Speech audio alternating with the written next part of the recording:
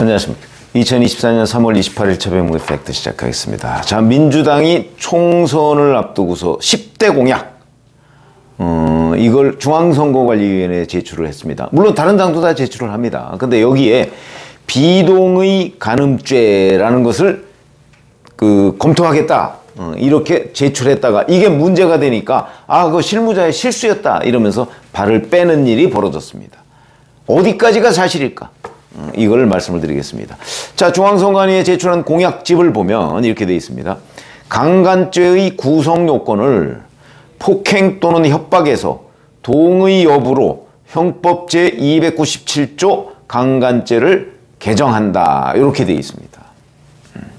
그런데 이게 이제 논란이 되니까 어제 정책실장 명의의 공지를 기자들한테 보내서 선관위에 제출된 정책 공약에 비동의 간음죄가 포함된 것은 실무적 착오다.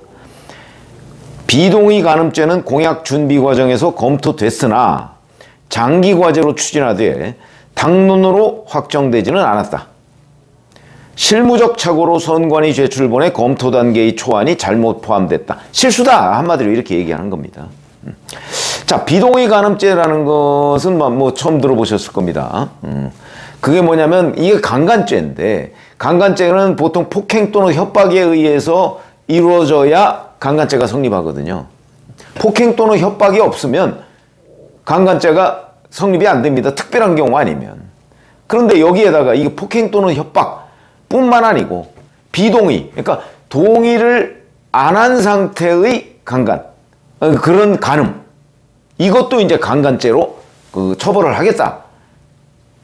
그것도 물론 뭐 개별 케이스마다 조금씩 다르지만 하여튼 일반론으로 얘기했을 때 상대의 동의가 없었던 상태에서 간음을 하면 강간죄로 처벌받을 수 있다, 이런 개념입니다. 이게 비동의 강간죄라는 게 동의 없는 간음죄, 이런 거죠. 자, 근데 민주당은 그러면 왜 여기 이 정책 헛발질에 이렇게 화들짝 놀랄까요? 비동의 간음죄라는 거는요, 그동안 계속 여성단체 등에서 주장을 해온 내용입니다. 결국 민주당이 이 비동의 간음죄를 이 선거 공약에 넣은 거는 그런 여성단체들 중에 뭐 이런 주장하는 쪽하고 민주당이 아무래도 가깝지 않습니까? 그러니까 그런 주장을 이제 수용을 하면서 여성단체의 지지를 받겠다, 이런 걸로 보여지죠. 이미 지난 대선 때 국민의힘의 경우에는 이준석 대표가 이대남 표를 모으겠다, 이런 전략으로 이대남과 이대녀를 갈라치기를 하지 않았습니까? 그 반대 편에서 이재명 대표는 이대녀 쪽에 많은 노력을 기울였습니다. 그것 때문에 실제 여성표에서 상당한 재미를 봤죠. 여성의 이재명 대표 지지가 훨씬 많았습니다. 윤석열 후보 지지보다. 물론 반대로 이대남 들의 지지는 윤석열 후보가 더 받았죠. 그러니까 이게 그러면 이대남, 이대녀 갈라치기 전략이 성공한 것이냐 실패한 것이냐, 이런 논란도 끊이지 않고 있는데, 어쨌든 민주당은 이대녀 등을 20대 여성, 이런 표현입니다. 이대녀가 그걸 의식해서 여성표를 의식해서 이 비동의 간음죄, 그 다음에 여성단체와 워낙 가깝다 보니까 이런 거를 이제 넣은 건데, 그거를 지금 놓고 나서 이거 공개가 돼서 논란이 되니까 그러면 남성표가 달아나게 생겼단 말이죠. 그러니까 이제 서둘러서 철회한 것으로 보입니다. 그런데 지금 와서 이제 그래놓고 실수다, 실무자 착오다, 이렇게 주장을 하고 있는 거거든요. 자, 민주당 말이 정말 맞느냐? 이걸 검증해 보려고 합니다. 맞지 않는다, 거짓말이다, 제가 그렇게 결론을 냈습니다. 왜? 우선 첫 번째, 민주당이 총선 공약으로 이 비동의 간음죄라는 것을 선관위에 제출한 것은 이번이 처음이 아닙니다. 4년 전에도 있었습니다. 4년 전에 보면 10대 핵심 공약에 강간죄 개정, 이런 게 포함되어 있습니다. 강간죄 개정. 그러면서 비동의 간음죄 도입을 검토하겠다, 이렇게 되어 있습니다. 물론 도입하겠다는 아닙니다. 검토하겠답니다. 그러니까 약간 소극적 문구다. 왜냐면 다른 군소정당 이런 데는 아마 검토하겠다, 아니 검토가 아니고 아예 도입하겠다 이렇게 지금 나오고 있으니까 거기에 약간 접근하는 약속을 한 거죠. 그래서 4년 전 총선에 도입을 검토하겠다 이렇게 돼 있는데 지금 선관위에 제출한 거하고 똑같은 내용입니다. 그러니까 제가 보건대는 4년 전 총선 공약을 그대로 베껴서 이번에 낸 겁니다. 그렇죠? 실수가 아니죠. 이번이 실수가 되려면 4년 전에도 실수가 돼야 됩니다. 그때는 철회도 안 했습니다. 그렇기 때문에 제가 보건대는 4년 전 총선 공약을 베껴서 이번에 똑같이 냈다가 이번에는 이제 남성표 뭐 이런 게 이제 논란이 될 소지가 있다. 누가 문제 제기를 했겠죠? 그러니까 이제 실무자들한테 떠넘긴 겁니다. 이게 거짓말인 거죠. 4년 전에도 똑같이 있었는데 이런 얘기가 되는 거고, 그 다음에 지금 현재의 국회 21대 국회죠. 여기에서도 보면 민주당의 백혜련 의원, 그 다음에 소병철 의원, 이 사람들이 비동의 간음죄 법안을 대표 발의한 적까지 있습니다. 그러니까 물론 당론이 아니다라는 부분까지는 제가 인정할 수 있는데 민주당 의원들이 대표 발의한 비동의 간음죄 그 형법 개정 이 법안이 있습니다. 여기에다가 4년 전 총선 공약에 검토하겠다고 했고, 그래서 그걸 베껴다가 이번 총선 공약에 냈고, 그래서 문제가 되니까 철회했는데 이게 어떻게 실무자의 실수일 수 있습니까? 4년 전하고 똑같은 상황이 벌어졌는데. 그러면 비동의 간음죄라는 것이 정말 넣어서는 안 될 그런 상황이냐? 또 그건 아닌 걸로 보입니다. 한국의 형법, 우리나라 형법 297조 강간죄라는 거는 1953년 형법이 제정된 뒤에 한 번도 개정된 적이 없다고 합니다. 근데 영국이나 스웨덴, 독일 뭐 이런 데는 이제 동의 여부 또는 뭐 자발적 참여 뭐 이런 걸 기준으로 해서 강간죄를 이제 새롭게 정의하는 것으로 이미 개정을 했다고 하거든요.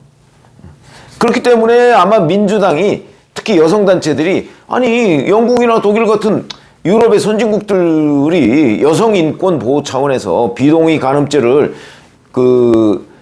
인정하는 방향으로 형법을 개정했는데 우리도 그런 국제적인 추세에 맞추자 이런 주장을 하고 있는 거고, 민주당도 이제 그런 여성단체들하고 뭐 친하고 그다음에 지지도 받아야 되고 그러니까 그쪽의 주장을 받아들여서 이거를 적극 검토하겠다.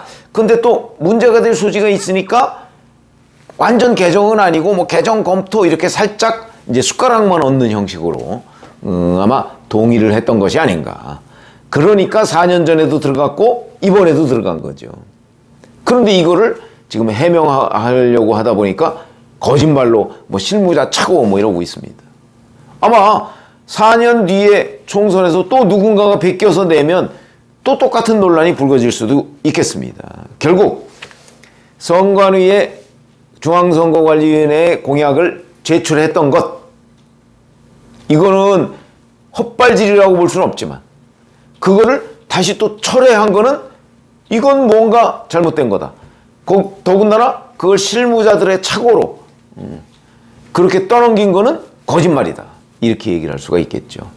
근데 이 비동의 간음죄라는 이 정책 공약을 냈다가 철회하고 이런 소동, 이런 게 정말 공당으로서 있을 수 없는 일이다. 더군다나 4년 전에도 있었는데, 더군다나 민주당 의원들이 그런 법안을 제출까지 했는데 거기다 또 이걸 철회하면서 뭐 차고 뭐 이렇게 얘기하는 거, 앞뒤가 전혀 맞지 않는다.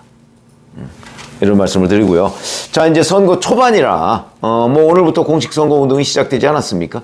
초반이라 아직 뭐 판세를 정확하게 예측할 수는 없지만 저는 제가 늘 말씀드리지만 지금의 판세가, 그러니까 공식 선거 운동 직전의 판세가 선거 결과와 가장 일치할 가능성이 높다. 뭐 이렇게 얘기를 해왔는데 아마 뭐 내일 이제 뭐 갤럽 같은데 조사나 뭐 이런 것들이 굉장히 중요한 대목이 되고요. 그 다음에 앞으로 남은 13일간의 선거운동 기간에 누가 실수를 적게 하느냐, 뭐 이런 것들이 대단히 중요한 관찰 포인트가 될 텐데, 민주당의 공약 헛발질 이걸로 일단 실수 하나를 한 거고, 그 다음에 오늘 보면 각 후보들의 문제점 이런 것들은 이제 막 각 지역별로 공방을 벌이게 되겠죠.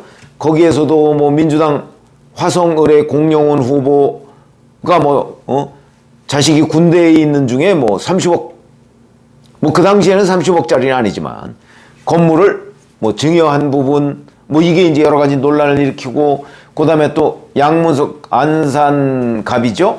양문석 후보의 경우에는 대학생인 딸한테 뭐 11억 주담대 대출을 해준 거, 뭐 그건 인정을 했더군요.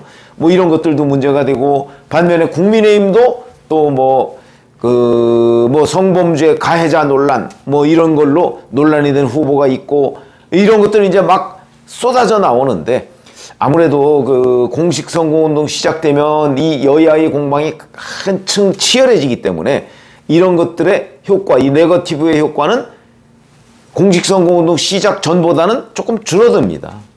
그런 관점에서 지금은 그거보다는 이 실언, 막말 이런 것들이 더 큰 그 영향을 미칠 것이다. 그래서 민주당에 지금 막말 경계령이 나왔죠. 근데 뭐 이재명 대표 본인이 막말성 실언을 지금 계속하고 있기 때문에 아마 이재명 대표가 이제 공식 선거운동 기간 사고를 칠 가능성이 더 많은 것 아닌가, 저는 이런 판단이 됩니다.